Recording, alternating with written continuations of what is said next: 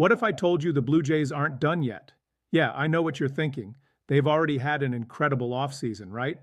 But here's the thing. When you're this close to a championship, you don't just stop. You keep pushing, and that's exactly what Toronto might be about to do. Look, the Blue Jays have been one of the most aggressive teams this winter. We're talking about a franchise that knows they were knocking on the door of a World Series run in 2025. They tasted it. They felt how close they were. And now they want to kick that door down in 2026. Everything they've done this offseason screams that mentality. They're not playing around anymore. The pitching staff has been the main focus. And honestly, they've crushed it on that front. Massive upgrades. Real difference makers. But here's where it gets interesting. After missing out on Kyle Tucker and watching Bo Bichette walk out the door to sign with the Mets, there's this feeling around the organization that they're not quite finished. There's still room for one more big move, one more piece that could take them over the top. Enter Zac Gallen. Yeah, that's Zac Gallen, the guy who's been floating around in free agency longer than most people expected.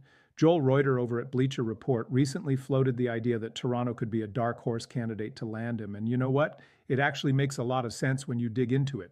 Now, I know what some of you are thinking. The Blue Jays already have a rotation. They might even run a six-man rotation next year based on their current roster.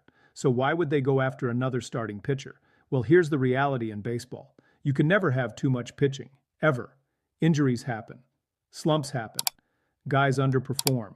And when you're trying to win a championship, you don't just fill holes. You stack advantages. You build depth that other teams can't match. There have been recent reports that Toronto has genuine interest in Framber Valdez, which tells you everything you need to know about their mindset. They're shopping at the high end of the market. They're looking for proven starters who can deliver in big moments. And if they're circling around Valdez, then Gallen absolutely fits that same profile. Let's talk about the money for a second. Remember, the Blue Jays were heavily in on Kyle Tucker before he ended up signing with the Dodgers. That money they were prepared to spend on him, it's still sitting there. It's still available. And management has made it clear they're willing to spend to build a winner. So the financial resources are absolutely there to make something happen if they decide Gallen is their guy. Now, I get that Gallen is a complicated case this year. He's coming off a rough 2024 season. We're talking about a guy who posted a 13-15 record with a 4.83 ERA for the Diamondbacks. Those numbers aren't pretty, especially when you're trying to land a big contract in free agency. Plus, there's the draft pick compensation attached to him, which definitely complicates things for teams that are on the fence. But here's what you need to understand about Zac Gallen. One bad year doesn't erase what he's done. This is a pitcher who finished in the top 5 for the National League Cy Young Award in both 2022 and 2023. Top 5, twice. That's elite territory. Those aren't fluke seasons. Those are years where he was one of the absolute best pitchers in baseball. And in 2024, before everything fell apart, he was pitching really well for most of the year. So what happened? Sometimes pitchers have down years. Sometimes the breaks don't go your way. Sometimes the defense behind you doesn't make the plays. Sometimes you're just off mechanically and it snowballs. But the talent doesn't just disappear. The stuff doesn't vanish. Gallen still has that elite arsenal that made him a Cy Young contender. He's still got the track record. And for a team like Toronto that has excellent player development and coaching, there's a real opportunity here to buy low on a guy who could return to form.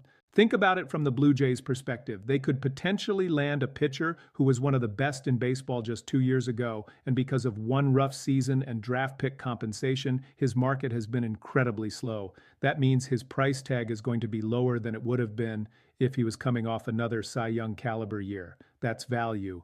That's opportunity. And let's be real about what Toronto is building here. They're not trying to be competitive. They're not trying to make the playoffs and hope things break their way. They're trying to build a juggernaut. They want a rotation that's so deep, so talented, that opposing lineups have no nights off, no easy matchups, no breathing room. You want to win in October? You need that kind of pitching depth. The Blue Jays already have a strong rotation on paper. Adding Gallen would make it potentially elite. Even if they have to go to a 6-man rotation to manage innings and keep everyone fresh, that's not a weakness. That's a luxury. That's the kind of problem championship teams have. You're telling me you have too many good starting pitchers? Yeah, I'll take that problem every single time. Now, there's obviously no guarantee this happens. Gallen might end up somewhere else. The Blue Jays might decide the draft pick compensation isn't worth it, or that they'd rather spend their resources elsewhere. But the fact that this is even being discussed tells you something important about where this franchise is at right now. They're willing to explore every avenue. They're leaving no stone unturned. They're acting like a team that knows their window is open and they're going to do everything possible to capitalize on it. We've also got to consider what kind of contract Gallen might command. That's where this gets really interesting. Normally, a pitcher with his track record would be looking at a massive deal, but the combination of a down year and draft pick compensation has suppressed his market. We might be looking at a shorter-term deal with a higher annual value or maybe a longer deal with opt-outs. Whatever it ends up being, you can bet it's going to be lower than what Gallen would have gotten if he'd repeated his 2023 season. For Toronto, that could be the perfect scenario. They get a high upside arm without committing the kind of long-term money that could hamstring them down the road. They maintain flexibility while adding a potential ace-level talent. That's smart team building. That's how you stay competitive year after year. Here's the bottom line. The Blue Jays have had an excellent offseason already. Most teams would be satisfied with what they've done, but Toronto isn't most teams right now. They're a franchise that's all in on winning now, and they're acting like it. Whether it's Gallen, Valdez, or someone else entirely, don't be surprised if they make one more splash before spring training. Because when you're this close to a championship, you don't stop pushing.